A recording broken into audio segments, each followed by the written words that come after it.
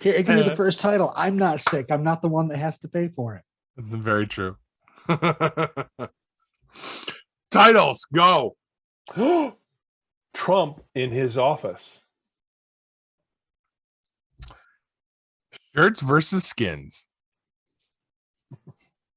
Hate putting on my pants.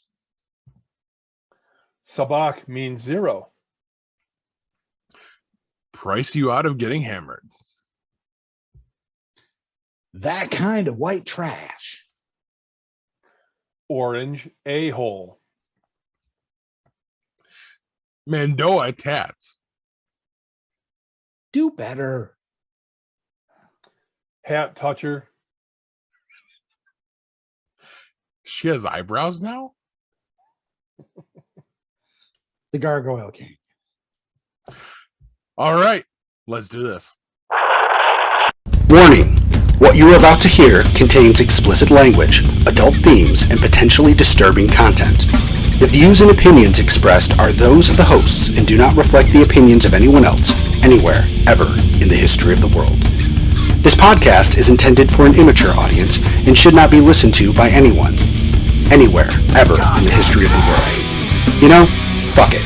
You've been warned.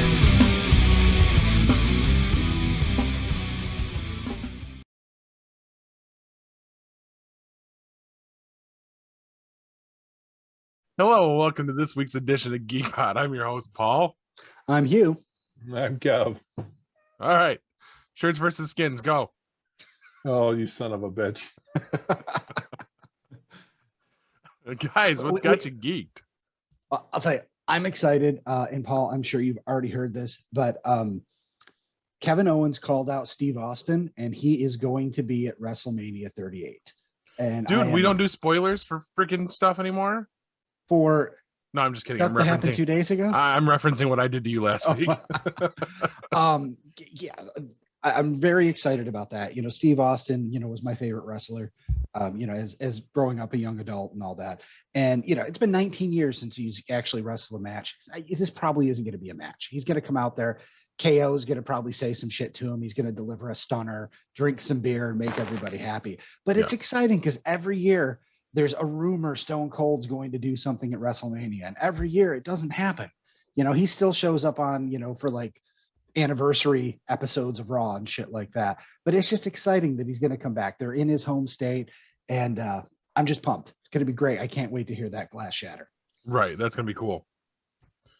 I did see that part of it Monday night. So I was like, oh, that's interesting. So they can go stunner for stunner. So they could, well, here's the thing.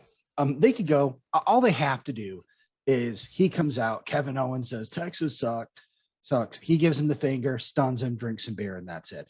Or he could give him a good beat down, do the stunner, and go on. Here's the thing. We've seen like Edge come back after 10 years from a neck injury.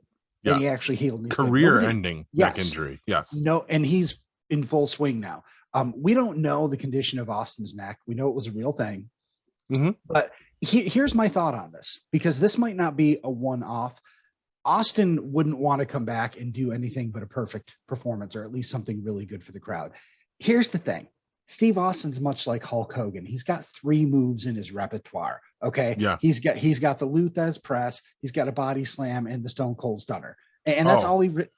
And the walk it dry, in the corner, the stomps. Yep. So that's about all he's got anyway. Mm-hmm. If he really wanted to, I'm guessing they could probably bring him back. It could either be a squash where the other guy doesn't get anything but punches in, so there's no worry about, him taking any bad bumps. Or if it's heavily scripted, there may be bumps he can take safely. Like, for instance, I don't know that a body slam is that bad for the neck. Right. The way they spread it out. I mean, definitely he's not going to be taking any pile drivers or anything involved in the head.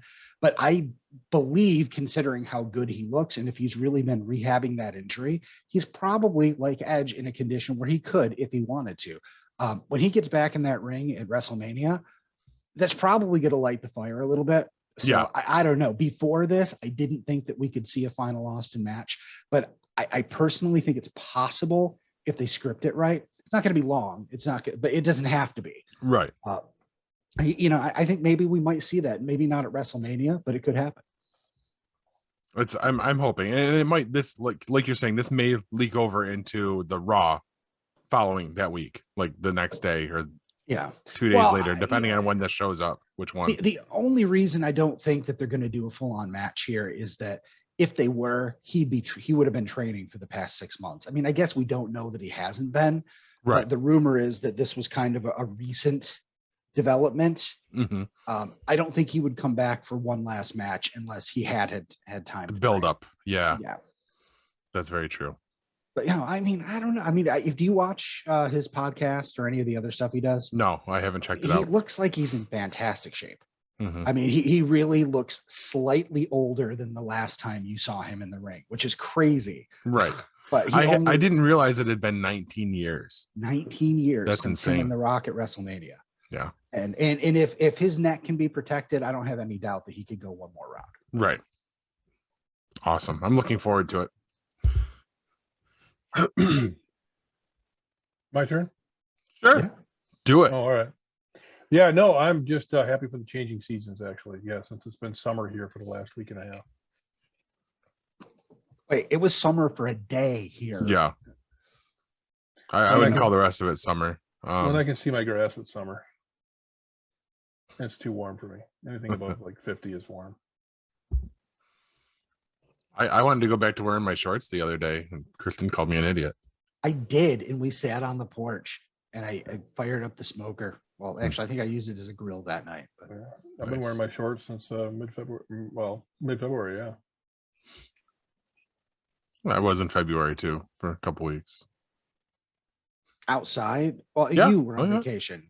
I mean, Kevin, Oh yeah, well, yeah. because I'm usually, I mean, I hate putting on my pants, but I mean, other than that, Saturday or Sunday, whenever it warmed up here, I mean, it hasn't really been warm.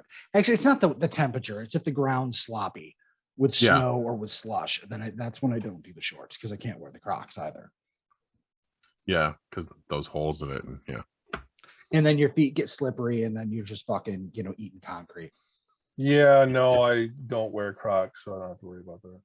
Yeah, well, I'm that kind of white trash. I wear Crocs year round if I could.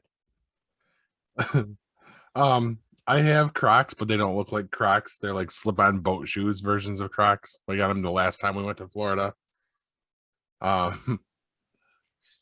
So yeah, and those were the ones I was wearing when I busted my ass in the video I shared with you guys. Perfect. Well, I hate socks. I don't like wearing socks for two reasons. One, when I wear socks, my feet sweat like crazy. I end up getting stinky feet and all that. The other thing is I'm fat and they're fucking hard to put on. So when I discovered Crocs, I was like, holy crap, this is like the best of both worlds. I don't need to wear socks in these shoes. And my feet are aired out. My feet don't stink. It's the best of both worlds. I mean, if I could go barefoot, I would, but no shirt, no shoes, no service. Yeah. Yeah, I wear my Crocs. I will only, it's Crocs, and then I have boots for the winter, because if it's not appropriate for me to wear Crocs, then I need to wear winter boots. There's no in between. Now, have you ever considered buying a white pair of Crocs and customizing them so they kind of look like Jason's hockey mask? That's fucking stupid, Paul. So is wearing I'm Crocs, kidding. but come I'm on. kidding. I'm kidding. No, I've seen those online. I never. Oh, that's a thought- thing? Yeah, I've seen. Oh, them online. no, I thought I just had a brilliant idea. Fuck. Oh, But here's the thing. I don't want to draw more attention to it than I already do. A fat guy, long hair, big beard, wearing shorts and Crocs. I mean, it's like, hey, paint me a picture of someone who's never going to get laid, and that's what they would paint is me, what I normally look like.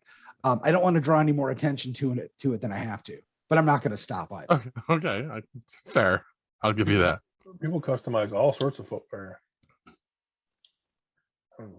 As a matter of Yeah, fact, but you know what? can- Yeah, I have a history here, though. Let me explain this. I used to buy Doctor Who t-shirts. I loved it. Once Doctor Who came back and I could actually find t-shirts, I actually had one made. I started, every time I wore the shirt out, somebody was like, oh, nice t-shirt. Oh, you like Doctor Who? And it was like, for years and years of my life, I loved Doctor Who, and there was no one to talk to about it. So I finally said, okay, that's fine. Now I'm well adjusted. I'm married. Everything's good in my life. And those weird, creepy people I used to be are coming out of the woodwork and want to talk to me in public. No way. Stop touching me. Get away. And when I go to the mall, grocery store, it didn't matter. So I'm like, fuck it. I no longer want to draw attention to myself in any way, shape, or form. It's just weird. I never draw positive attention. It's always negative or weird attention. Sounds Paul like can attest. You can attest to this, Paul, because were you there? Were you there? You were there in the bathroom at that convention that one morning where I took a dump and the guy next to me said, "Nice one." Remember that? Everywhere I Vaguely. go, I have a laundry list of weird bathroom experiences, Kev. It just, I don't know what it is, but I attract fucking weirdness. Wow. Well, okay. You win. So anticipate some good stories coming out of our appearance in August, because some weird shit's going to happen to him. It always does. So Looking forward to it. I can't I'm wait. not. You have to go out in public again. It sucks. You know, I mean, I like shopping, but I mean, if I could just stay home all the time, I would. I just fuck everything else. But since I brought it up, Sci-Fi Horror Fest. You see the new celebrity announcement? I did. And I'm wondering if I'm gonna massacre the pronunciation on the last name. Go for it. Richard Masur? Sounds good to me. Masur. I think it's Masur. I thought it was Masur, but I'm excited about it because I'm a big fan of Stephen King's It. And he played the adult version of Stanley Uris in the 1990 original version of It.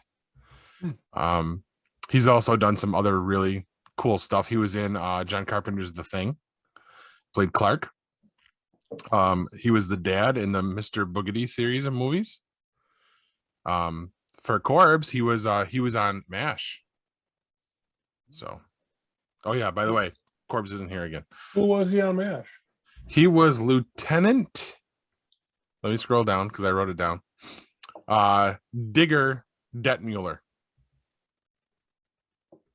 I think it was one episode.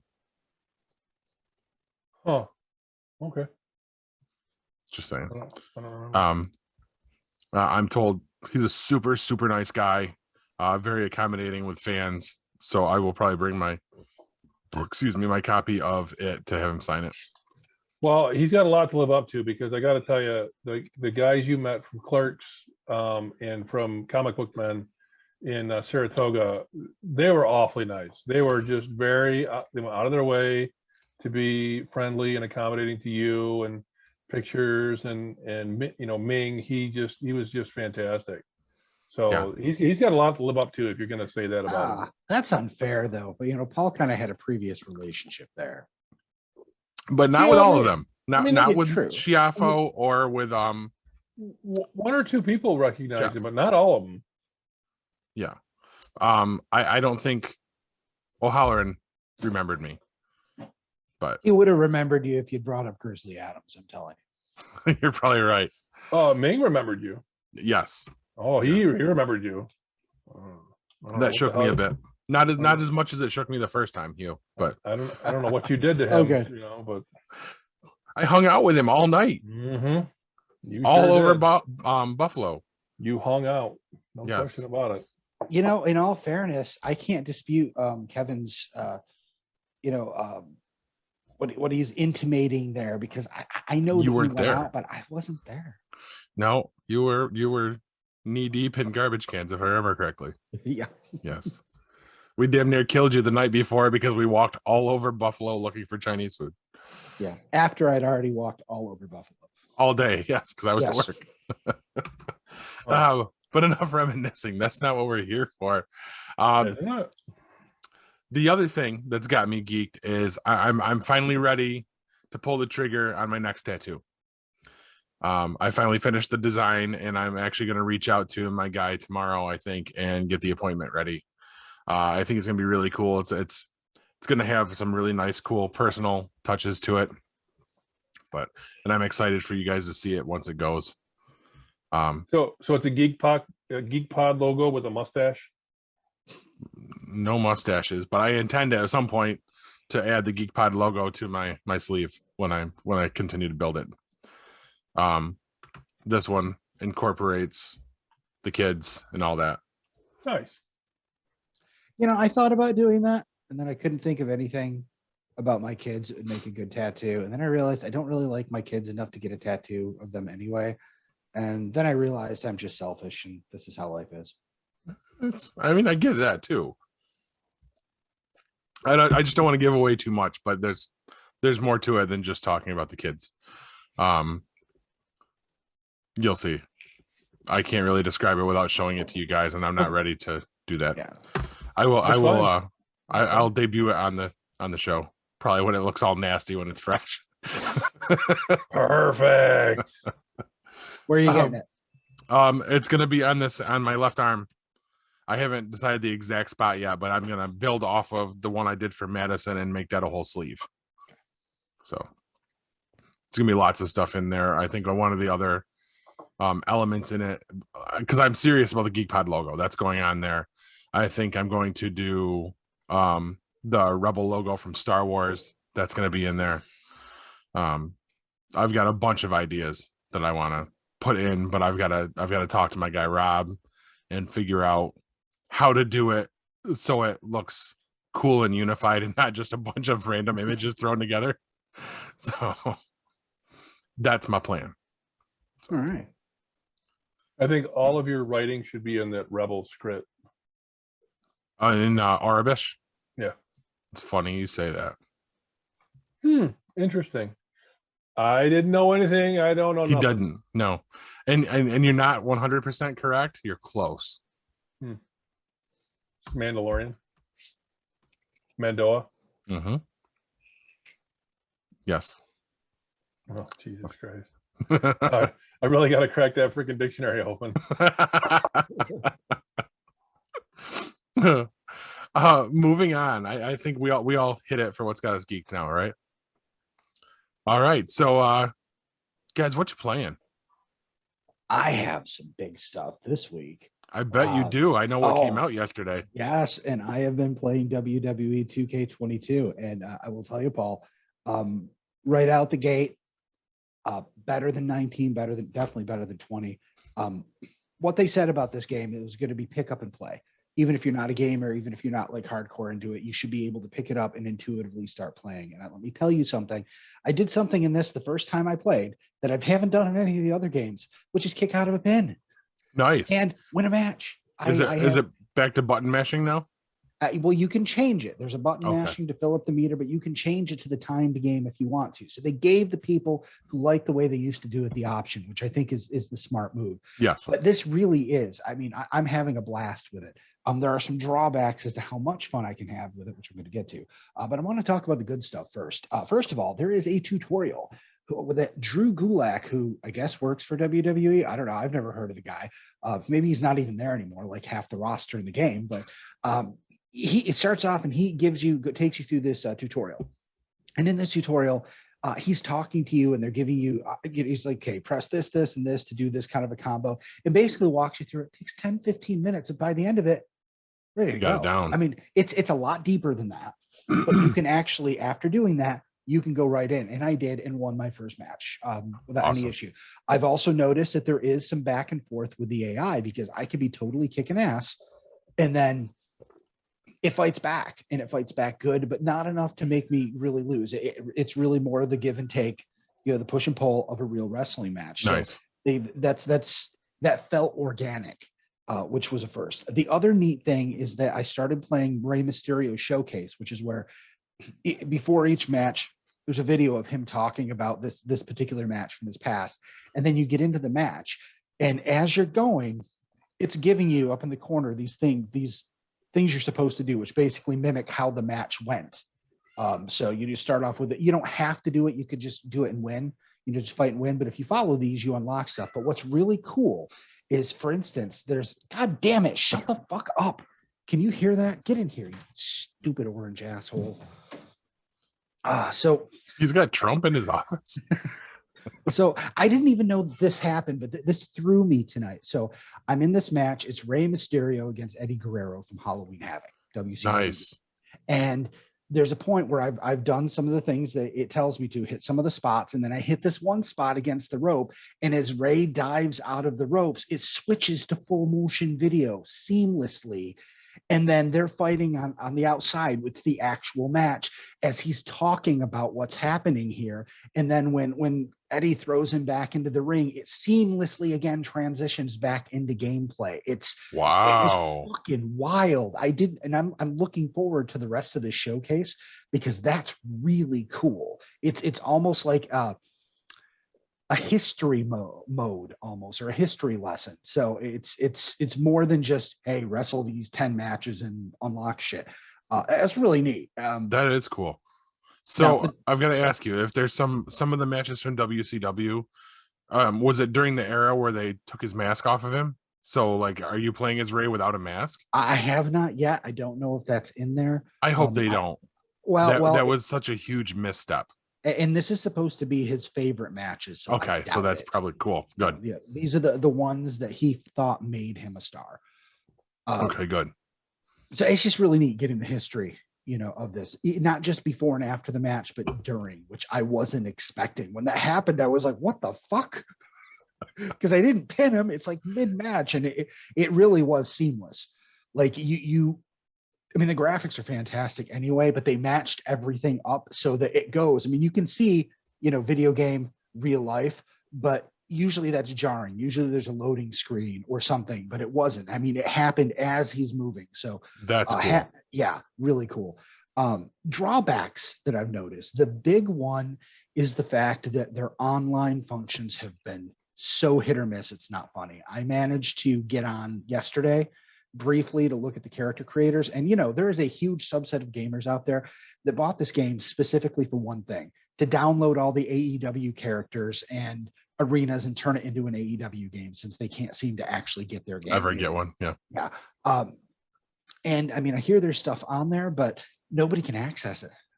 Really? Tonight I was not able to get online at all. Wow. So that locks me out of created wrestlers, and arenas and things done by other people. Interestingly enough, now the main part of the game is what's called My Rise, which is where you create a character and you play through a career, which is what you do, and that's the main meat of every single WWE wrestling game. Here's the problem: if I want to just create some stupid character, a Batman or something like that, I can do that.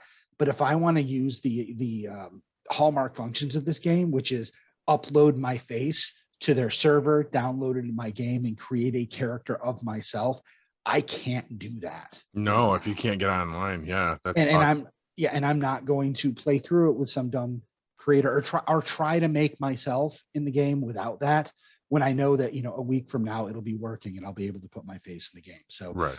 It's a little frustrating to have spent a lot of money on a special deluxe version and early access and not actually have access to all of the everything. Features.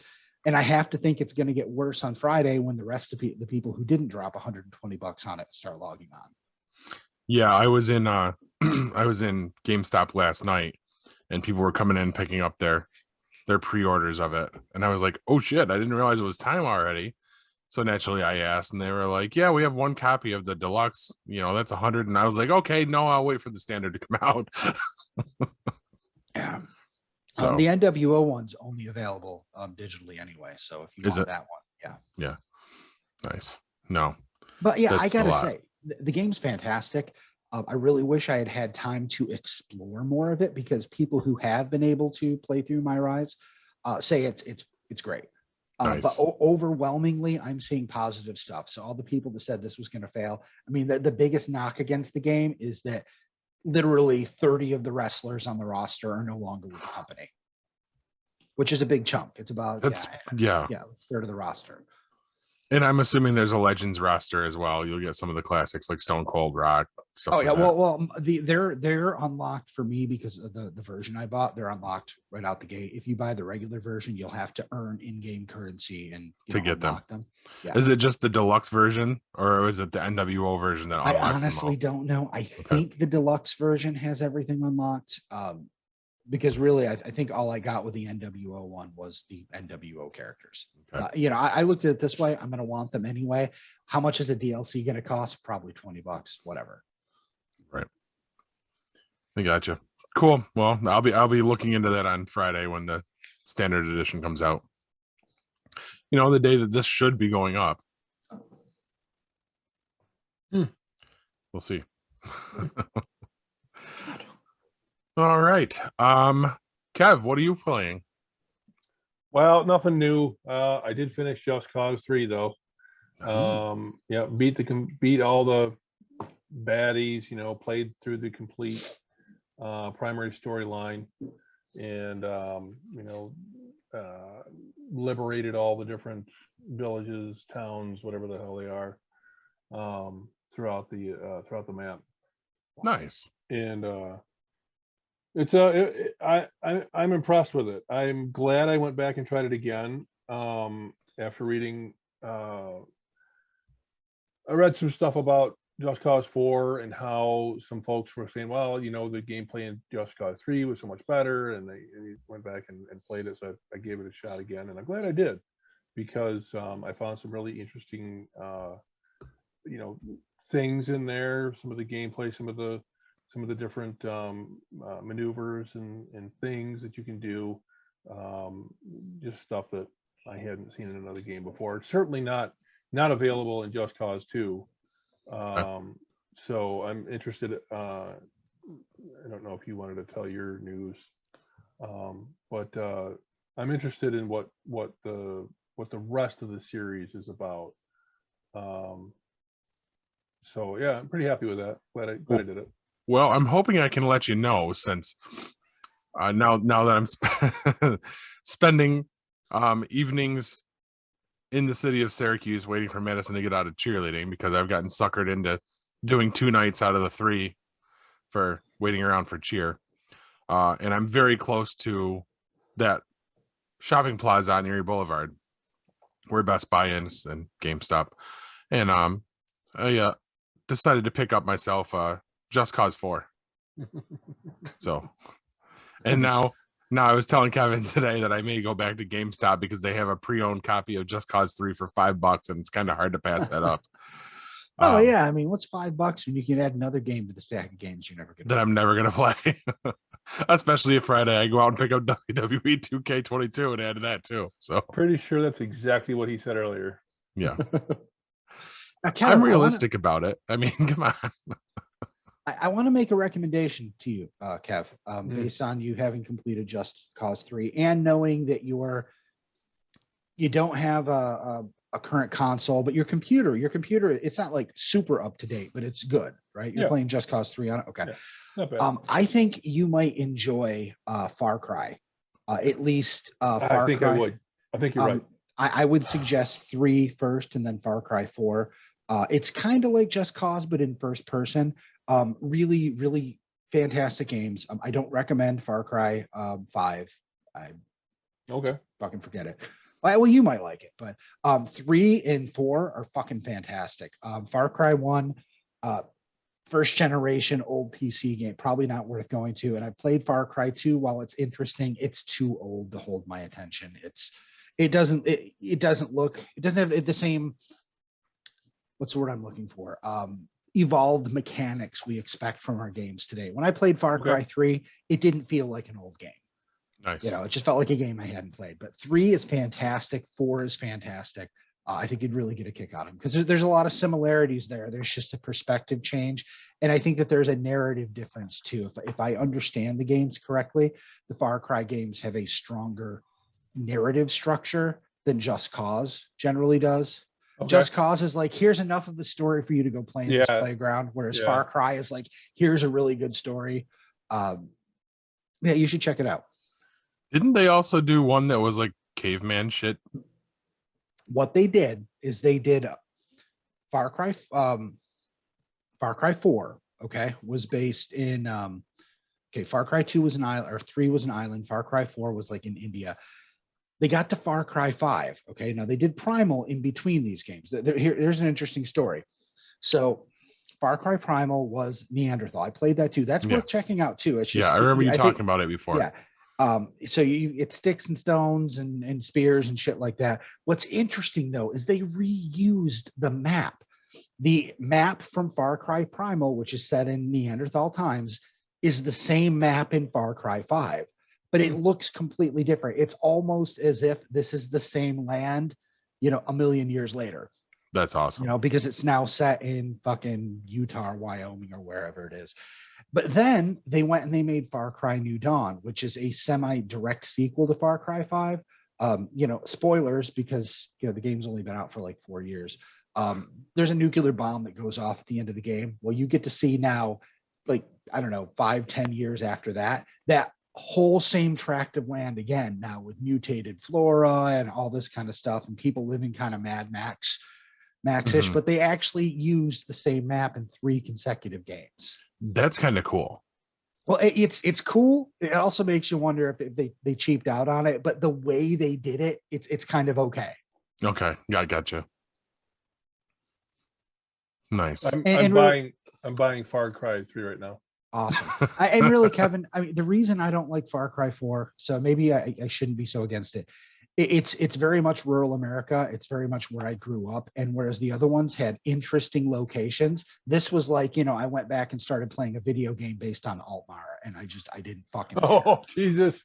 So you might have a different experience there. I mean, it's probably technically a good game. Nice. I couldn't get into it. You guys are killing me, because this is a series that I've been looking at every time I go into GameStop, and now I'm probably gonna have to grab more to throw out of the pile that I'm never gonna play. So I'll tell you, Steam has the deluxe edition of Far Cry 3 for $9, $8.99. There you go. Can't be hard bad. to pass up again. Yeah. Well, that's what I'm looking at. Nice. All right. It looks to me like that means it's a good time to move on to Kev's tabletop review. Woohoo!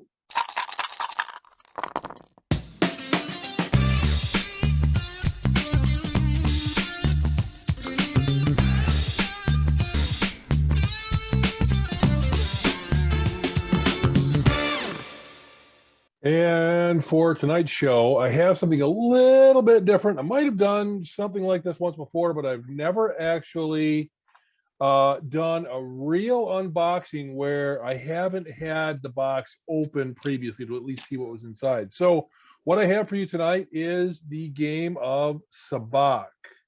Now, in my opinion, there is only one place to get this game. Now, if you go on YouTube and you watch the video reviews and you go on Board Game Geek, you will find all sorts of very interesting ways to get your hands on this game, from eBay to printing your own cards. But in my mind, there is only one way, and that is at a very special retail outlet at Galaxy's Edge on one of the Disney properties.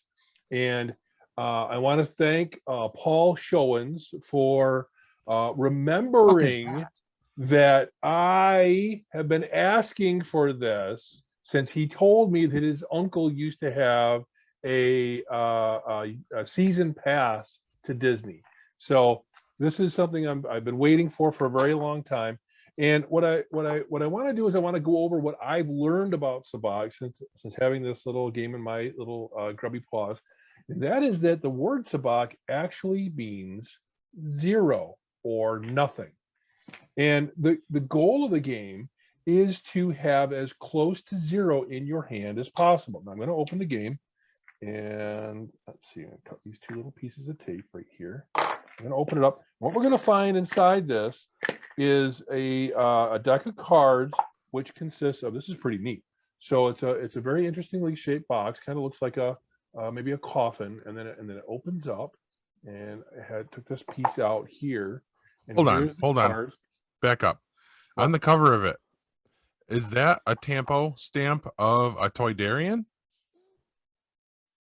Appears to be. Yes, it is. Very cool.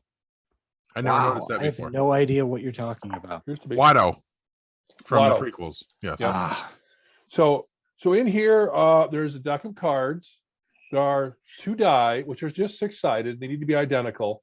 So you could actually use any 6-sided die as long as they're, 1 through 6, identical die. There is a pack of cards and the instructions. Now, these instructions, I'm sure, are very good, although it's kind of a thin sheet. I don't know if I'd really go by that. They're very basic. They're very basic, by what I've heard, with the different reviews I've read. My suggestion is, if you're going to play this game, go online and read the reviews and watch some of the YouTube videos. The one that I found the most compelling was one from a fellow, and I've got it here. I've just got to find my review. Sorry. Yeah, okay, about my mouse. The La Tribune de Coruscant. So these guys, this fellow, really goes into how to play Sabacc Corellian spike style, which is the version of Sabacc that was played in Solo, between Han and Lando. Yes. So what that video will show you, other videos will go into, the specifics of how to play the game and how the green cards are positive numbers. And let's see, these are a bunch of the green cards. So I'll show you some of the green cards. They have different values on them, 1 through, I don't know, 6 or 7 or something like that. And then the highest, some of the higher cards have values like, this one here, 9, 10, 11, up to 10. So it's 1 through 10 are the values of the cards. There are 2 cards. Oh, and they have a special name. I guess it's an S. I forget what that is. These cards have a value of 0. A perfect hand in Sabacc is to have both of these cards in your hand. There is no higher hand to have in Sabacc. Okay, so that's a good thing to know.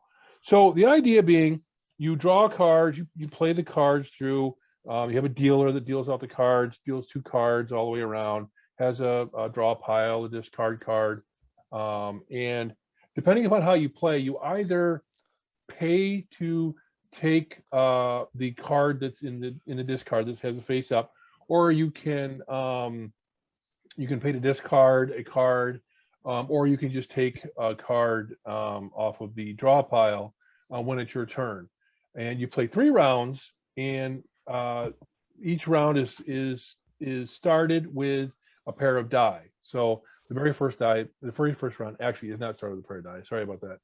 You play the first round, you roll the die for the second round. Now, when you roll the die, if the die match, if it's a pair, you discard your cards and you get a brand new hand. So good on you if you've been working on a really good hand. You could lose it very, very quickly on round 2 or round 3. Once round 3 is done, everyone shows their hand and the cards are counted. And there are various ways of handling draws. So if 2 players have 0, then it could be the total of the positive numbers in their hands. So if I had a positive of 3 and Paul had a positive of 2, then I would be the winner. Or if I had 3 cards and he had 2 cards, I would be the winner. There's a lot of different ways to score this. But like I said, Board Game Geek has a little bit of review on this. I'm going to read the review in a second. But that video I found is probably one of the best ones I found for how to play Corellian Spike version, which is the version that includes betting. So have some poker chips handy, or if you can get a hold of some chips that match maybe chips credits. for the credits for the movie, it's in the Star Wars genre, or whatever you've got, but just make sure everybody's got the same sort of stuff. And play my gut is, you play the Corellian Spike version with betting, you're going to have a lot better time once you get the game figured out. So let me read let me read the Board Game Geek review. While you're looking that up, Kevin, I do just want to point out that both on Amazon and Etsy, you can find Star Wars credits. Oh, good. Yeah, Yes. that's perfect. That's perfect. That's a good way to do it. Both matching the ones that showed up in Solo, and as well as like just your official Imperial credits and all that stuff. That you can get all that. I've already been looking into it. Yeah, and there's another way you can do it is you can get a printout of the credits and you can just glue it to a piece of cardboard and you can cut them out.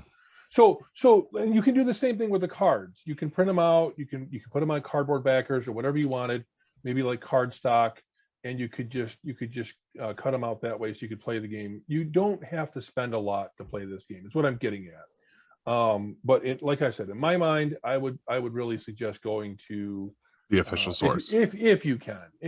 Obviously, it's an expensive way to do it. Or if you have a friend who can. Or if you have a friend that's going, browbeat them until they bring you back something that you've been asking for potentially for upwards of 2 years. Yes, browbeating. Yes. So this is the description of from BoardGameGeek.com. This format of Sabacc is sold exclusively at Star Wars Galaxy Edge. So the one I have is the one sold exclusively at Star Wars Galaxy's Edge. Themed areas of Disney theme parks. The variation of Sabacc known in Star Wars lore as Corellian spikes. So this is the true to the Solo game. This is the actual same cards that were used in that game. Version played legendary match Han Solo, Lando Calrissian when Han gambled to win the Millennium Falcon. The deck includes 30 green positive cards with values 1 through 10, 3 of each. 30 red negative cards with values of -1 through -10, 3 of each. And they're different suits. You'll see that. There's a diamond, or triangle, square, and circles. So there's 3 different suits. And 2 black cards with values of 0. Well, they say they're black, but they're actually like a dark green. Kind of blackish, but they're mostly like that's what I said those were. Running change. Running change, maybe. Yeah, it could be. Each game is played in 3 rounds. Players receive 2 random cards at the beginning of the game, and on each turn, players can either gain an additional card, so that's take off the draw pile.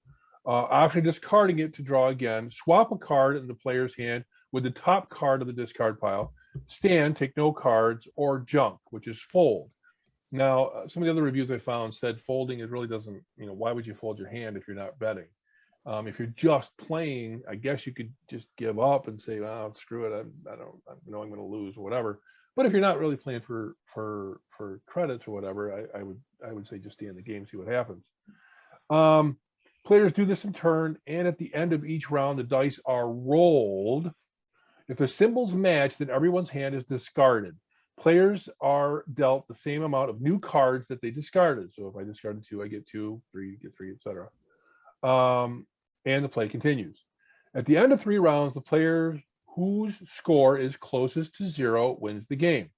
There are several winning hands ranked in hierarchy that can be assembled similar to poker. For example, pure Sabacc, both 0 cards and no other cards, or a full Sabacc, a hand of 2 plus 10s, 2 minus 10s, and a 0. So that hand there, the 2 plus 10s, 2 minus 10s, and 0, that is the second best hand in Sabacc. Again, the video I mentioned, and it'll be linked in our show notes, that is the video you want to watch if you really want to play the true to Solo version of Sabacc. Now, this game has also been played in a few other Star Wars stories. Would you, either of you gentlemen, like to guess some of the other places where we've seen this game played? No. Okay.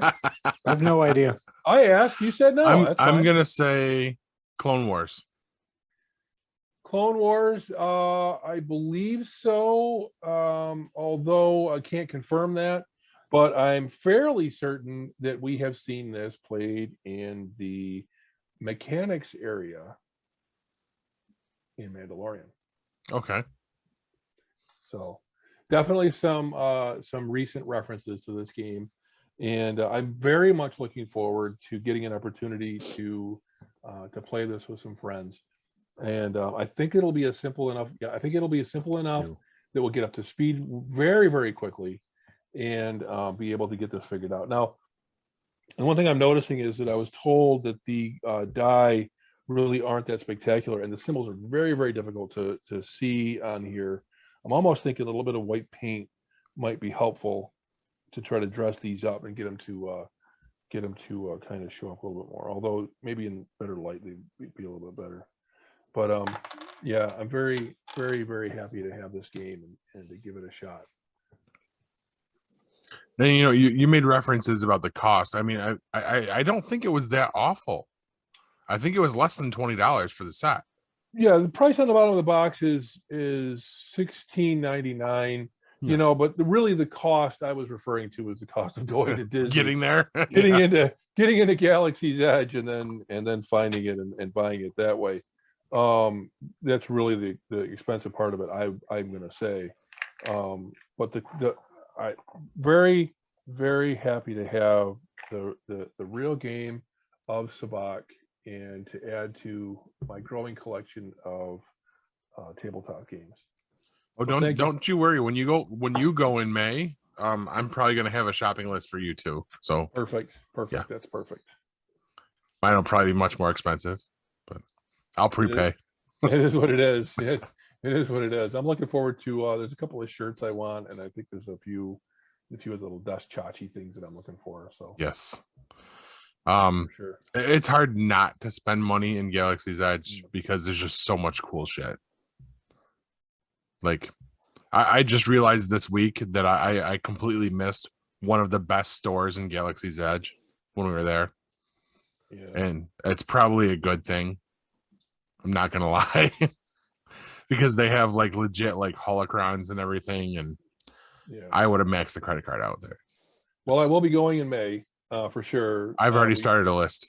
Yeah, Yes. we have. We did our flight reservations this past weekend, and we held on to our tickets for Star Wars Celebration from 2020 when it got canceled.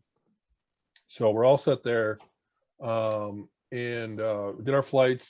I double checked on the hotel reservations, which we actually did through Star Wars Celebration. Actual Star Wars, they took care of that. So made sure that I wanted to update my credit card on that, so I made sure that was okay. So all that's all set, and we bought our Disney tickets, and we have our dates of when we can start our reservations for getting into Savi's for one, and then I don't know if there's reservations for the Falcon.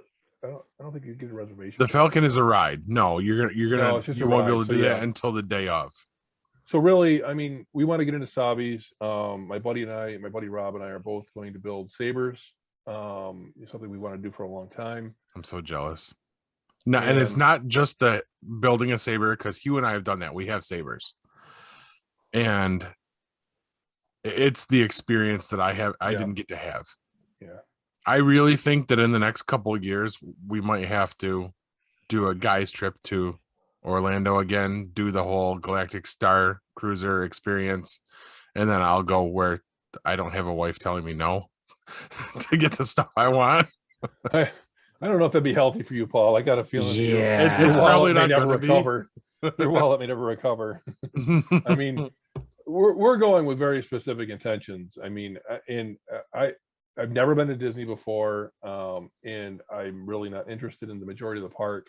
The only thing I'm interested You're in zeroed in. Yeah. And I'm going there. That's where I'm going. I'm going to go to Savi's. I'm going to go to the shop. I'm going to get a few things there that I don't really care if I can get them anywhere else. That's where I want to get them. And I'm hoping that it's the kind of experience that I'm looking forward to, which is, I don't know why it wouldn't be. It will be, because you won't have a lot of the outside factors that I had that would interfere with that. So I am taking my buddy Rob. Is that the Rob that listens to the show? Yeah. Okay. Nice. Hi, Rob. Hi, Rob. Yeah. The only reason I even say that is because he's gonna want to stay there. I'm gonna have a very hard time getting him out of there. Yep. The good thing is that they have a definite closing time, so you're all set. Oh, there you go. Yeah. Well, and we do have fun place to be the next day, so that's pretty important. And the cool thing, I don't know about the one in California where you're going, but I mean, Hollywood Studios closes by like 8:00. Oh, The one that I went to. So just don't buy beer in Galaxy's Edge. well, we're gonna try to get there when the park opens, and then try to stay there for the day. I mean, we got tickets for one day. We're gonna stay there for the day. Yes. We'll reconvene off mic, and I'll give you all sorts of tips and stuff about what to do. And because I learned a lot. Why don't you want to buy beer there? Because there was one beer stand inside Galaxy's Edge, and they were charging $14 for a Bud Light. Whereas the rest of Hollywood Studios, it was $8.75. So I see inflation has hit outer space as well. Yeah, inflation definitely hit Black Spire. Yeah. I mean, I've seen that at, we had a Yankees game when I was in New York City, and I mean, they were $15-$20 for a beer. And it's the same idea. They've got you. Well, there's that. So they can charge whatever they want. But I honestly believe that one of the probably maybe the most pressing factor in that pricing is they want to try to keep people from drinking too much. Okay, I can see that too. And that they also try to price you out of getting shit faced. Yeah. I don't know if it works for everybody, but I mean, it's just a gut feeling. Because you go to a field days and beers are $1.50. Yeah. But those are fun. Yes. And while you were discussing the whole the purpose of this whole segment that we were actually supposed to be doing, this is a game, I was thinking, I always throw a bit of a soiree for my birthday. I'm thinking this year, maybe I'll do it on an opposite weekend this year, Hugh, so you can actually attend. Maybe we'll do it Star Wars themed, and we can do some games and have a good time. I'm not wearing the Jedi costume though. It'll be too hot in July for that. I'd be into that. I'd bring the game. But if someone you have one too, don't you? Don't you have one of these? I do. I have the original, which is why you were so jealous in the first place. Yep. But you actually opened yours. I think I took the cellophane off of mine, and it sits on a shelf. I'm looking at it right there. My chance cubes that I bought this time are now sitting on top of it. I spent $11 on basically 4 D6s with stickers on them. Because Disney. So you don't mean the chance cubes with the chain, you mean real chance cubes. Real chance cubes. The ones I think they were from the prequels. They're the red and blue. But no, the ones with the chain I already have. They're hanging from my rearview mirror. I think you saw them when we went to Saratoga. Those were gifted to me for Father's Day a couple years back. I gotta get a set of those. You cannot find them in Galaxy's Edge. It was funny because I didn't even think about this story. It's when we were buying stuff for the kids. Someone went up and asked about those specifically, and they're like, "Yeah, no, we don't have those. They sold out of those a long time ago, and they were never restocked." Oh, really? So if you want those, go to Amazon. So I don't want to pay that kind of once in a lifetime price. Since I didn't buy them, I was happy to have them. But we've gotten way off track of your game review here. All right. So yeah, let's move on. Let's go to commercials, and we'll come back with the news. How's that sound, guys? Works for me. All right, stick with us, guys. The 4th annual Sci-Fi Horror Fest is coming with an all-new location, new guests, and all the same fun, charm, and camaraderie that you've come to know and love. Sci-Fi Horror Fest has a new home for 2022 at the Vernon Downs Casino and Hotel in Vernon, New York. Sci-Fi Horror Fest will be held on August 26th and 27th. Sci-Fi Horror Fest is a family-friendly event featuring fun activities, vendors, and a media area with an eclectic group of podcast personalities. Exciting celebrity guest appearances will be announced soon. For more information and to purchase tickets, go to www.sci-fi-horrorfest.com. sci-fi-horrorfest.com. Sci-Fi Horror Fest is currently looking for volunteers. This is your chance to be a part of the fun. Please note, details of the event are subject to change due to any lasting issues due to COVID-19. Looking for the hottest new comic on the shelf or a keyback issue to complete your run? How about that rare statue or action figure that you've scoured the internet looking for?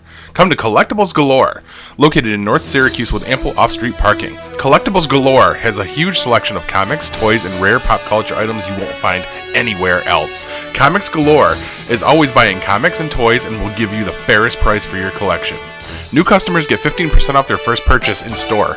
Collectibles Galore for all of your pop culture needs. Stop in and see for yourself why Collectibles Galore is the king of comics.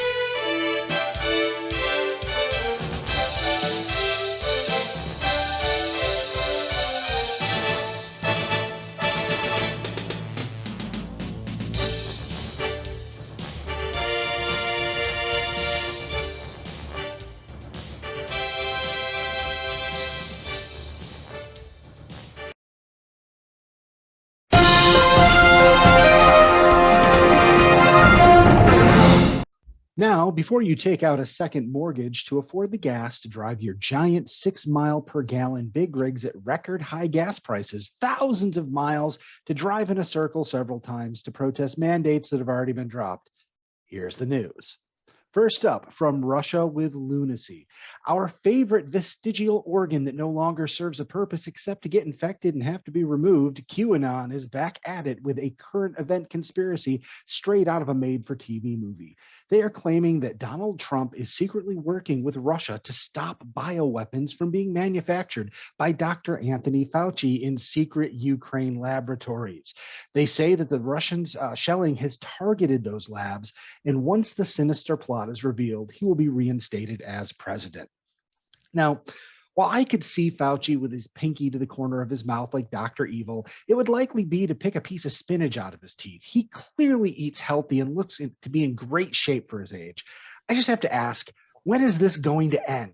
The JFK story proves that even death won't prevent them from believing someone is coming back. So after Trump dies, are we still going to be subjected to theories that he will be reinstated? Trust the plan. 2 more weeks.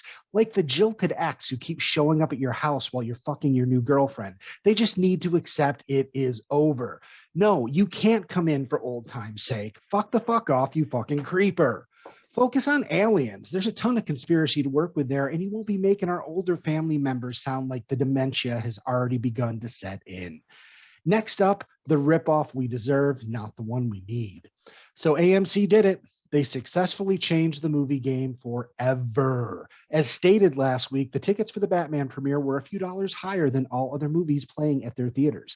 And while we could have, as consumers, stood against this movie cast system, we just bought tickets anyway and sent the movie to a blockbuster opening weekend.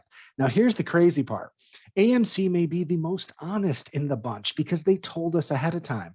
The other theater chains, guys, they did the same thing. They just didn't tell anyone. So thank you, everyone, for permanently raising the price of movie tickets. You know who hasn't seen it yet? This guy right here. Only a few years ago, it was about $60 for my family of 3 to get tickets and popcorn for an evening. Now it's $60 before concessions, and that is not a concession I am willing to make. Ooh. And finally, how is this possible and why do I love it? AMC announced a new spin-off of The Walking Dead set in New York City, starring Maggie and Negan, i.e. Jeffrey Dean Morgan and Lauren Cohan.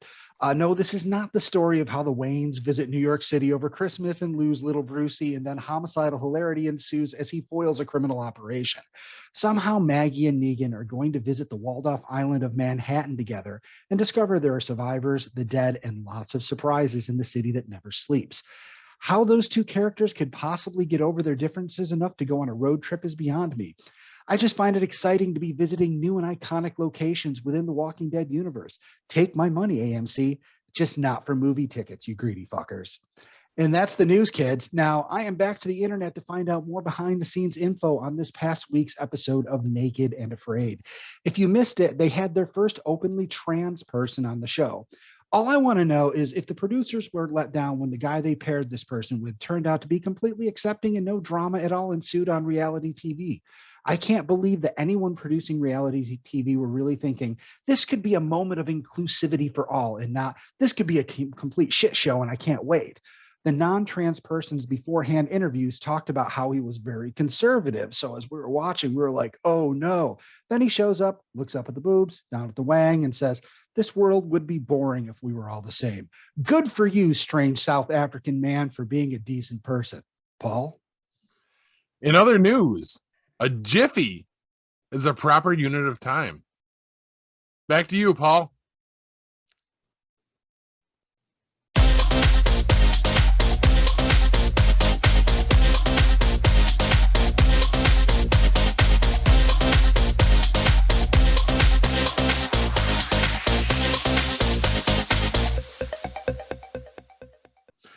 Okay, no costume changes this week. The movie I'm going to do is They Live. You guys are familiar with They Live before I get into the synopsis? All right. So I got a 1 yes and 1 no, so I'm just going to power through it. John Nada, played by Roddy Piper, is a wanderer. Oh, shit. My shit's popping up in front of my screen. Sorry. Is a wanderer without meaning in his life. Discovers a pair of sunglasses capable of showing the world the way it truly is. As he walks the streets of Los Angeles, Nada notices that both the media and the government are comprised of subliminal messages meant to keep the population subdued, and that most of the social elite are skull-faced aliens bent on world domination. With this shocking discovery, Nada fights to free humanity from the mind-controlling aliens. This was released on November 4th, 1988, directed by John Carpenter, adapted from a short story and then a comic book called 8 O'Clock in the Mourning. The box office that this pulled in initially was $13 million back in 1988. The budget was $3 million.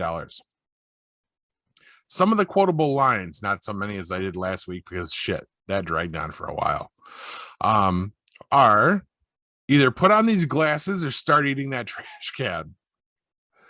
And then it looks like you dipped your face in the cheese dip back in 1957.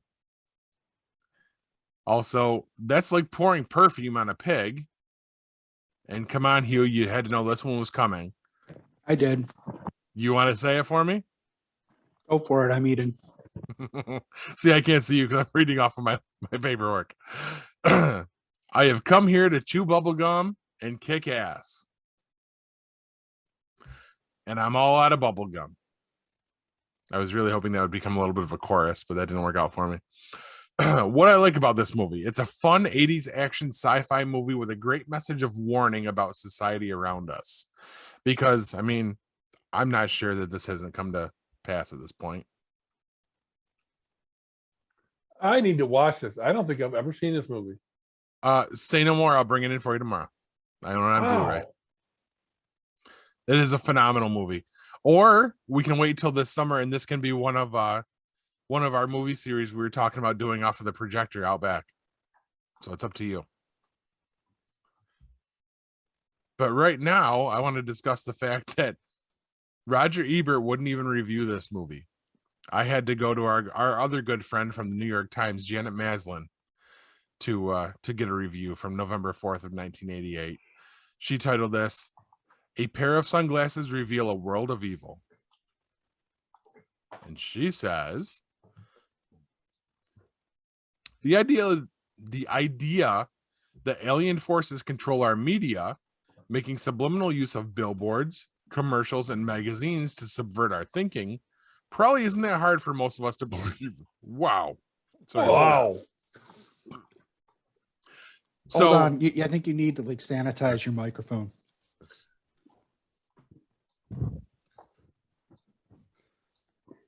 You missed a spot. Mm-hmm. probably a lot of them.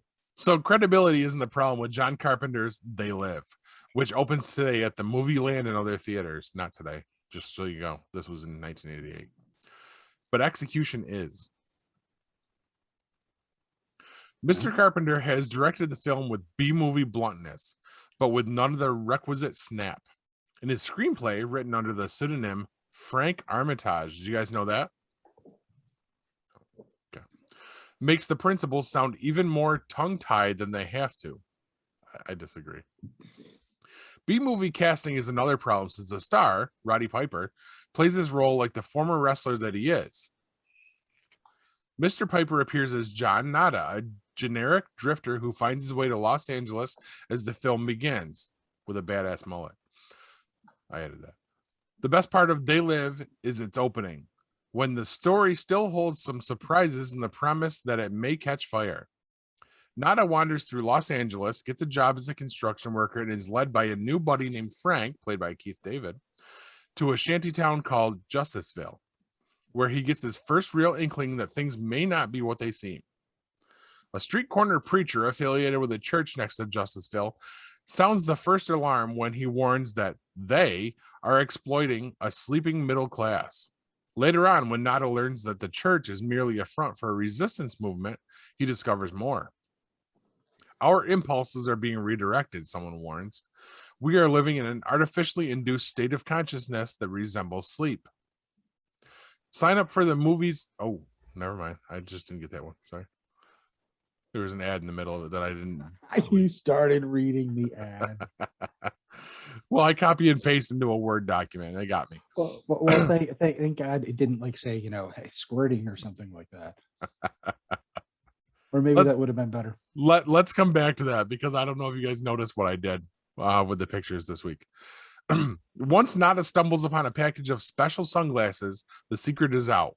When he wears these glasses, he sees subliminal messages everywhere. Marry and reproduce, says a billboard on which a bikini-clad woman pitches vacations in the tropics. Consume, says a sign advertising a closeout sale. This is your God, says a dollar bill. And on the newsstand, magazines put forth slogans like honor apathy and obey, which is one of the most famous ones you'll notice. What's more, the glasses enable Nada to see just who they are. The rich and powerful who, through these lenses, become skeleton-faced ghouls with glittering metallic eyes. Even the politician on television who talks of mourning in America and declares we don't need pessimism is one of them. Unfortunately, once this particular cat is out of the bag, the film has nowhere to go. I disagree. Mr. Piper spends the rest of his time chasing around to no particular purpose, though he does announce with some enthusiasm that the nation needs a wake-up call, which he plans to deliver himself. Mr. David, who is more animated as Nada's ally, teams up with him midway through the film for a noisy, attenuated slugfest that seems to have been intended as some sort of comic highlight. It's not. Again, I disagree. Since Mr. Carpenter seems to be trying to make a real point here, the flatness of They Live is doubly disappointing. So is its crazy inconsistency, since the film stops trying to abide even by its own game plan after a while. Nada and Frank sink beneath the pavement at one point, find themselves in an underground tunnel, follow it to a grand ballroom where aliens and wealthy earthlings are toasting the global good life, and from here discover a nearby spaceport from which travelers can shuttle to the alien planet. Even for end-of-the-world fantasy, this is too much. Subliminal persuasion. They live. Okay. All right. I'm definitely watching this movie. Do you want me to bring it tomorrow, or do you want to wait? No, I want to see it. Okay, I'll bring it tomorrow. I don't know if I've seen it before. It's phenomenal. I remember it from when I was a kid. I remember the ending vividly, but I don't want to give it away because you haven't seen it yet. Hugh, do you remember what I'm talking about? I don't. I saw it when I was younger as well. I just remember it being Kev, even if I loan it to you tomorrow, I think this needs to be part of our hangout movie series this summer. We'll grill some food. You and I will have some drinks.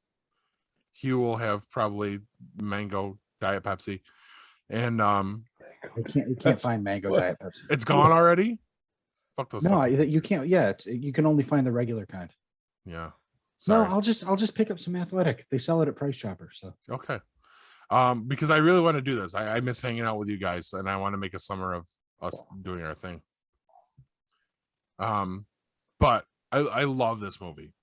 again, I've loved it so much that it was on my Amazon wish list, and I actually got it for a late Christmas present from my wife's cousin. Thanks, Shannon.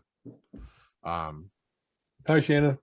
Yes, Shannon's great. She used to listen to the show. I think she got sick of our shit. Sorry, Shannon. I'll have to tell her to come back now that you're here, Kev. Oh yeah, right, because it's so much better now.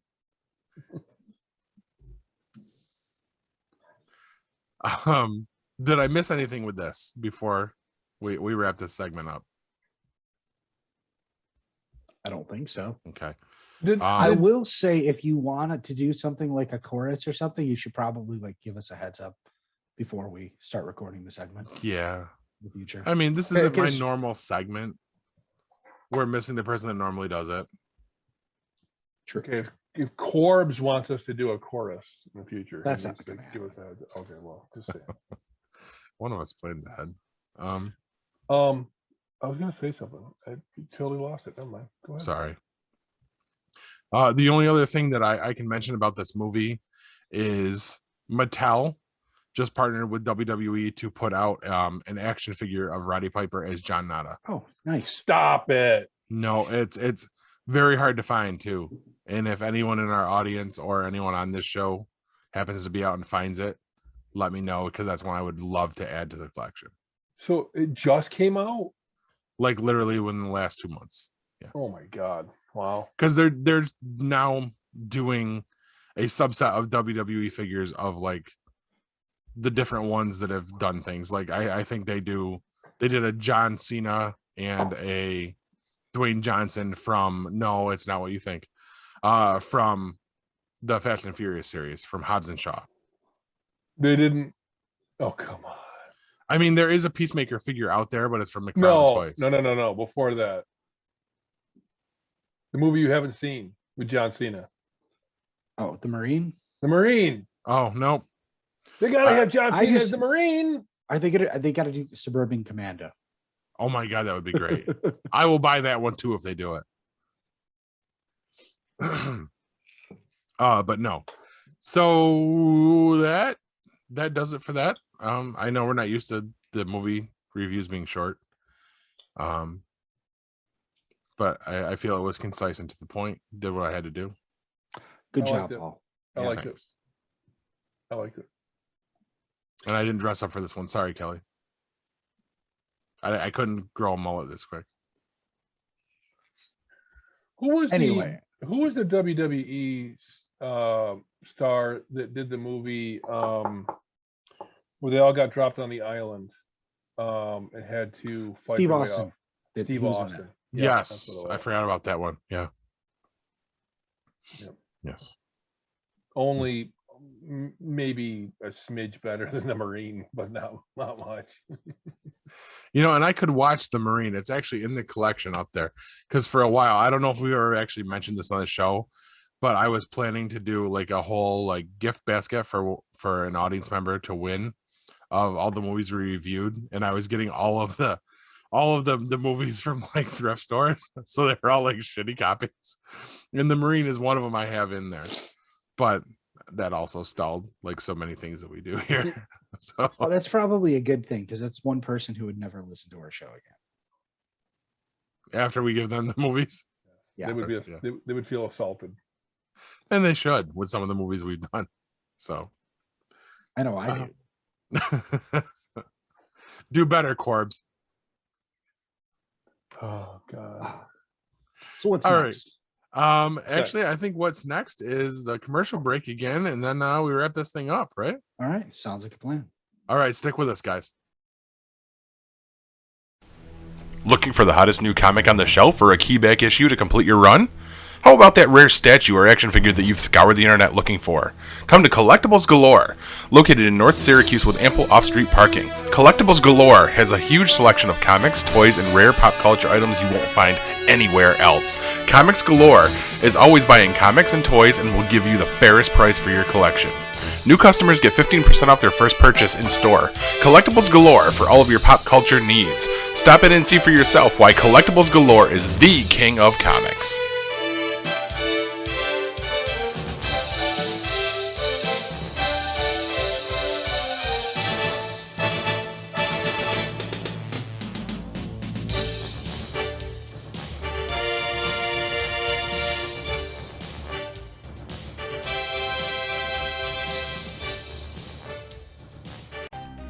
4th annual Sci-Fi Horror Fest is coming with an all-new location, new guests, and all the same fun, charm, and camaraderie that you've come to know and love.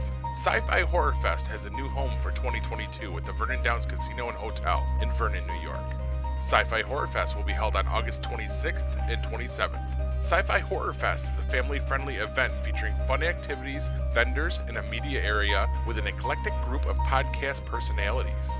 Exciting celebrity guest appearances will be announced soon. For more information and to purchase tickets, go to www.sci-fi-horrorfest.com. Sci-Fi Horror Fest is currently looking for volunteers. This is your chance to be a part of the fun.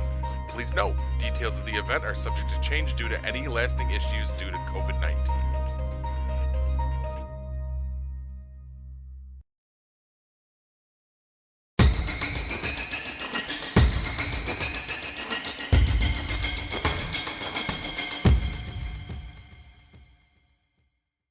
So, did you guys hear about what happened to Ryan Coogler, Who? What? the director of Black Panther and Black Panther 2? Oh, yeah. Oh, you didn't hear about this, Paul? Okay, it's all over the news today. Apparently, he was detained in a bank in Georgia where he's filming the next Black Panther movie. And sorry, I keep touching my nose because I think I'm going to sneeze. I'm trying not to. So apparently, he walked into a bank and wanted to withdraw $10,000, but didn't want to walk into the bank and go, "Hey, I'd like to take out 10 grand," because that's how you get fucking robbed. So on the back of his withdrawal slip, he wrote, "Please count this out, quiet, discreetly," right, and handed it to the cashier, to let her know that, hey, just do this quietly. And she basically had the manager call the cops on him and said he was trying to rob the bank. Nice. That person needs to lose their job. Yeah. Apparently all is well. His friends that were in the car with him waiting outside got put in the back of a car, and he was handcuffed for a bit. They worked it all out. He says he's happy with the bank, what they did to make it up for him. No bad blood there. But that's pretty fucked up. Yeah. That's not cool. I understand. This is Georgia, and they're probably, afraid of, black men in banks, because, it's Georgia. But seriously, it doesn't matter what's written on something when you hand the note to the cashier. If it's a valid withdrawal slip and it says, "Hey, please don't advertise my withdrawal to everybody in the fucking building," how does that translate to he's trying to rob us? I don't get it. There's no misunderstanding there at all. No, and he's a pretty good dude to be as gracious about it as it sounds like he was. So yeah, seriously, Georgia, do better.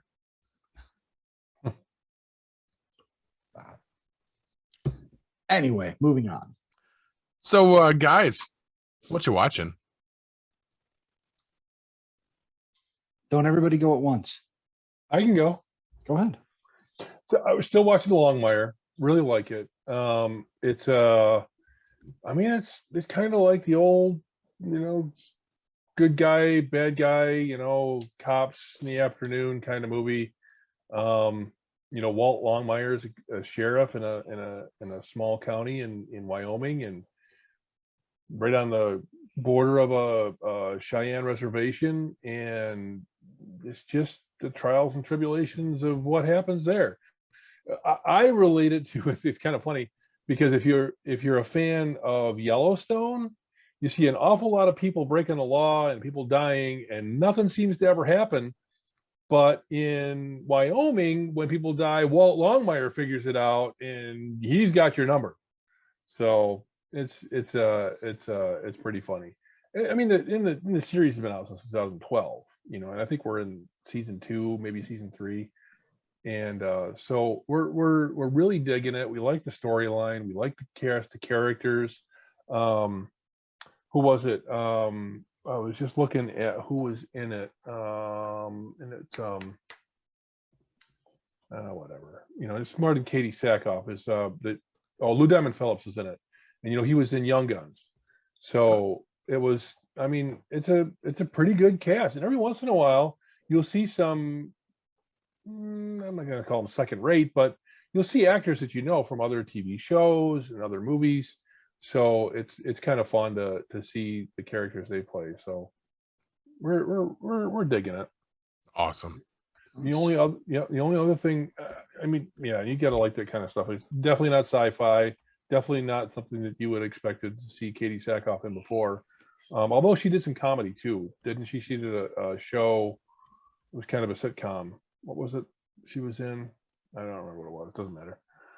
The other thing I wanted to say was we watched a movie recently, and we were just sitting here, Kathy and I, and we were just doing some stuff. You know, I was trying to fix a computer I've had for a while, trying to recover some music from it, hard drive that I had a bunch of stuff on, and she was working on looking for a new light fixture for the kitchen. So I threw on a movie, you know, just on the computer room TV here. We both ended up sitting here staring at the TV, fixed on it, not doing anything we were supposed to be doing. It was that good, and it's a remake, Nightmare Alley, 2021 remake. Bradley Cooper, just a cast that you know of actors and actresses that you've seen before. Freaking fantastic. And when I say freak, I mean freak. You gotta watch it, and you gotta see how things play out. They don't turn out the way you think. Hold on, that's a remake? It is. The original was made in the 40s when Nightmare. Hold on. I didn't know that was a remake. And the whole freakish part of it, I understand, because this is what? Del Toro, right? Yeah. Yeah, Guillermo del Toro. I didn't, and this is on HBO Max already? 1947 was the original. Yeah, HBO Max. So Tyrone Power, Nightmare Alley, Joan Blondell, Colleen Gray, Helen Walker. So yeah, so this is director Edmund Golding, writers Jules Furthman and William Lindsay Gresham. Wow. Yeah. Yep. Well, for one, I didn't know this was on HBO Max already. And for two, I didn't know it was a remake. I wanted to see this. I saw all the ads for it, and I'm very choosy about what I go to the theater for now, which is very little. So, yeah, I don't know how it ended up, you know, in the theater so quickly. But Bradley Cooper, Cate Blanchett is also in this. She plays a phenomenal role. Toni Collette, yeah, just we just sat back and at the end of it, we're just like, oh my God. Nice. Yeah. Good movie. All right. Well, I know what I'm watching this weekend. Go ahead. Well, what I've been watching, I'm still watching Riverdale. Just got to say, got it to season 3. Things got a little weird. The show goes full on like supernatural horror. And this is weird because it was dark before. It was dark, criminal, you know, but it didn't go this far. It's as if, imagine this. Imagine if Law and Order had an episode where the killer was a vampire, but narratively they actually led the audience to believe that it really could be a real vampire. That would be fucking weird because that's not the world the show is set in. That's kind of how this feels, with the sudden appearance of what looks like a witch coven, a cult, a D&D type game, which is possessing people. Interesting. Completely, you know, jump the shark kind of stuff. But here's the thing. It's still entertaining. The performances are still good. I'm still very interested in it. It's just a little bizarre to have a character one season talking about journalistic integrity and the next season talking about, you know, completing his ascendancy to meet the Gargoyle King. And it's just, it's a little jarring. But it's not all of it. They still have some seedy underworld crime boss shit going on. So it's almost like 2 different shows crammed into the same 42 minutes. But so far, I mean, still good. You know, I don't want to say it ruins the show. It's definitely a little weird. If you start watching it, there's going to be a turning point where you're like, what the fuck? And it was evident right from the very first episode of season 3. So beyond that, I also discovered something really fucking cool this week. We were on Amazon Prime and we were just trying to find something to watch as a family this weekend. And I've seen for ages this, it's like the picture is like this old lady of a black and white photograph, and it says the Blackwell Ghost and it says #1. And then I've seen that there's like 2, 3, 4, and 5, you know, on Amazon. And I figured it was a TV show or something. I didn't know what it was, but I was like, fuck, we're just going to play it. What it turns out to be is probably the most inventive use of found footage I have ever seen in my life, because it's not really found footage, because the guy in this series of movies, they're actually, he calls them documentaries, but he's an actual filmmaker, a real filmmaker. And we've gone back and watched his 3 films. He says right in the documentary that, like, I make bad zombie movies. And at one point he references a zombie movie that he just made, Raccoon Valley, which we went and saw because that was on Amazon. So we watched it, and it's a full-on movie, and he seems to be a pretty good director. So his name is Clay Turner, and here's the concept. He gets interested by accident in, trying to see if ghosts are real. And he goes to the Blackwell house, and it's not over the top like Paranormal Activity. It's all subtle, but he is there constantly communicating with you. His real life wife joins him in the first one, and she appears throughout. He calls her regularly while he's recording, but he's recording all the different, viewpoints in the house. Weird shit happens, but it's not like crazy, like, oh, you get dragged in the bedroom. It's all kept in the real fucking world. Okay. That's what's crazy about this. It's all kept in the real world. I know at this point, I don't believe that these are actual documentaries, but if you didn't know, if you didn't look at and research it, you wouldn't know that this wasn't the real deal, because nothing that happens is, I guess, out of the realm of there being other explanations. It's just done so well. And that's why I said, I'm like, you know what, this is the best use of this particular perspective I have ever seen by far. I want to see what else he does, because just because you can do found footage well doesn't necessarily mean, you can make a movie. I mean, we've seen bad indie movies before where clearly the people making them don't even know how to set up a shot. They don't use multiple camera angles or anything. We went and started watching his movies. I mean, yeah, they're B movies, but they're fine. He does a good job. He's a legit filmmaker who's inserted himself into this story, his real life persona, his real life wife and baby. He has a baby that's born, over the course of this, and they're working on a 6th one. It's just, I've never seen anything like it. It is fantastic, and you have to check it out. I'll tell you, it's hard to find them all because they're not all on Amazon right now. Some of them you have to rent. Some of them aren't even available in this region right now. So you have to do some jiggery pokery to find them all. But I will be waiting, when the new one comes out. I just can't wait. Awesome. That sounds really fucking awesome. Dude, we had to watch them all in 2 days. It was that compelling that we stopped because my daughter went to bed. And that was it. Gotcha. Yeah. Very and the cool. next day, as soon as it was TV time, we started watching it again because we were all just riveted. And the funny thing is, it's not action packed. It's not, horror packed or anything. You're not going to walk away from it scared. You almost walk away from it kind of lightened, because in a way the story is inspirational, but it's playing out over the course of all of these different documentaries. I don't want to say anymore. You've got to check it out. That sounds awesome. I'm gonna have to hunt it down. And you said the majority of them are on Prime? Some of them, yes. Okay. All right. See, I'm doing it again. I have to check that out. Paul, stop touching your fucking hat, you hat toucher. Hat toucher, write it down. You want to write it down. I do want to write that down, but I can't give it to you. I need to give it to somebody else.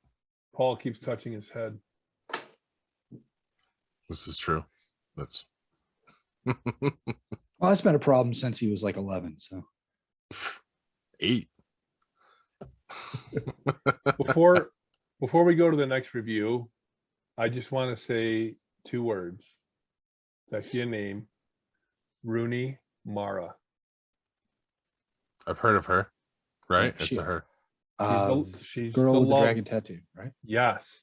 She's the love interest in Nightmare Alley. Bradley Cooper's love interest. She played the girl in The Girl with the Dragon Tattoo. Does she have eyebrows now? I recognized her. I just didn't know from where, because obviously she wasn't a freak. Oh my God. That blew my mind.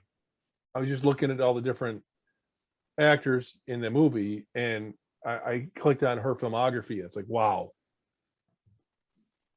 Nice. Anyway.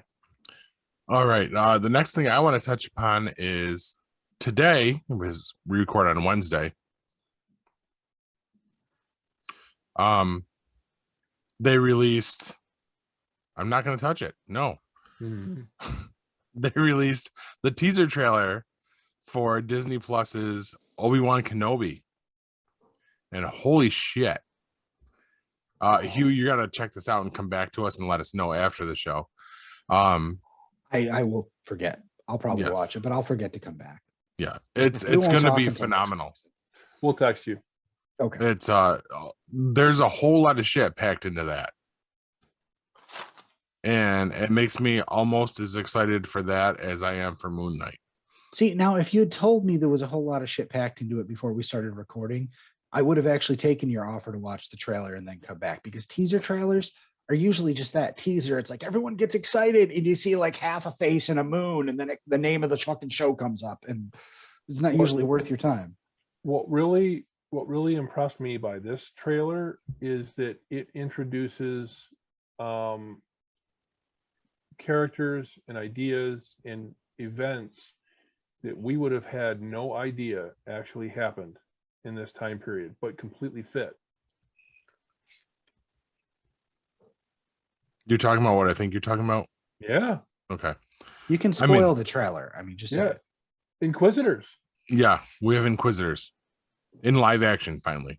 And I mean, what you're saying about the time period, I don't agree with that, because I mean, it's the same time period as Rebels. So it makes sense that they're there. But I never thought we were going to get Inquisitors in live action.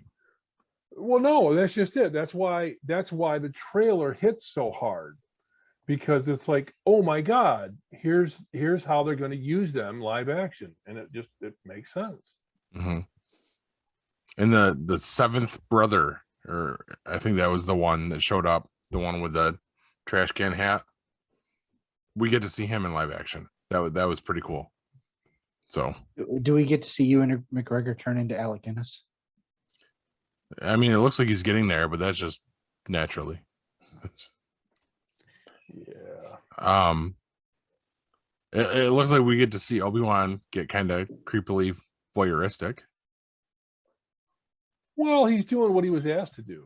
Yes. That's all. What it boils down to is we see a young Luke Skywalker. He's watching him. So I just want to see the point where he goes from, galactic hero who goes into seclusion because of bad shit to a guy that's confused by the script and really doesn't want to be here but needs the paycheck. I don't know if we'll get that far. Okay. I don't know if the galactic Alzheimer's will set in or may not come across on screen. Yeah, no, I don't think that's there. I mean, maybe. We're gonna fit that in. Poor Alec Guinness. That's not the first time you've said that.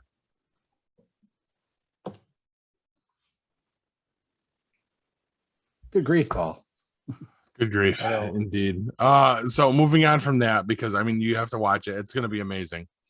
And did you notice the release date for this? May 25th.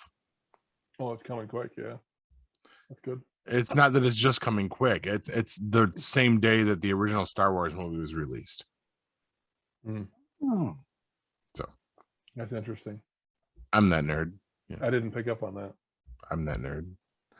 And I predicted to Kevin earlier today that, or maybe it was to Erica. I thought it was to you though, that we're gonna get more. It was to Erica. She was bitching that we didn't see Hayden Christensen in the teaser trailer, and I said that will be in the footage that we get on May 4th. Oh yeah. Yeah. She was pissed at us because we saw it before her. By the way, I don't know if I told you that. Yeah. I know. I continued to taunt her after that. Like I had no remorse. This means nothing to you. Sorry. We live in a day and age where if somebody saw a trailer and you're mad, you can just pull this out and watch it right in front of them. I don't. She was mad at us that we didn't send her the link, and I didn't even tell her that I sent you the link. But anywho, it's her problem. I got an email the exact same time you sent me the link, and I mean, then there was like 25 other ones after that. Yeah. So, Everybody. Yeah. But moving on from that, the only other thing I have is Walking Dead. Are we finally meeting the real Stephanie? Max.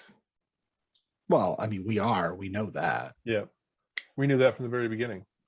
Yeah, and some people didn't catch it, but I definitely remember her walking away from the ice cream stand the first time. Yeah, it was a real big kind of I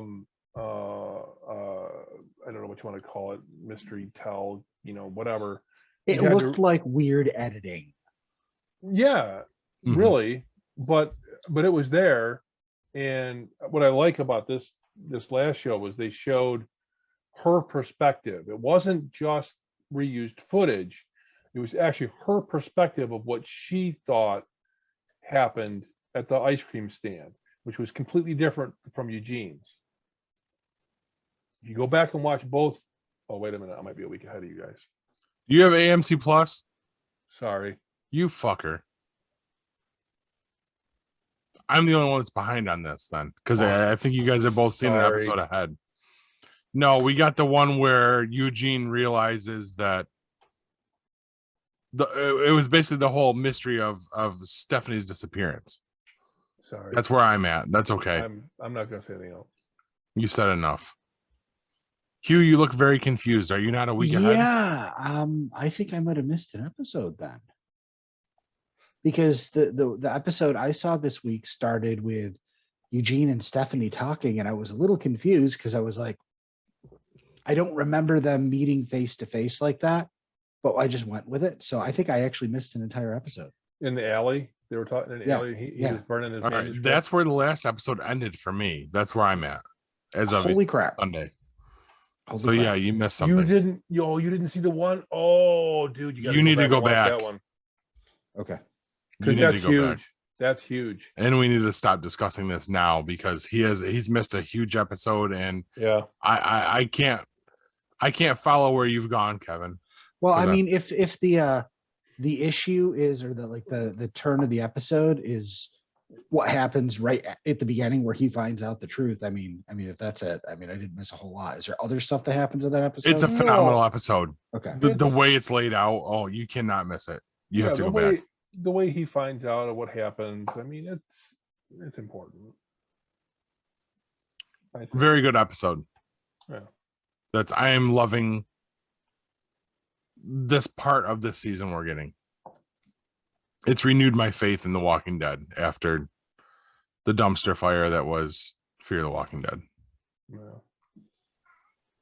So. I would agree with that, even though I appear to have missed something. It definitely has been. They're firing on all cylinders now, so it's definitely. Oh, without a doubt.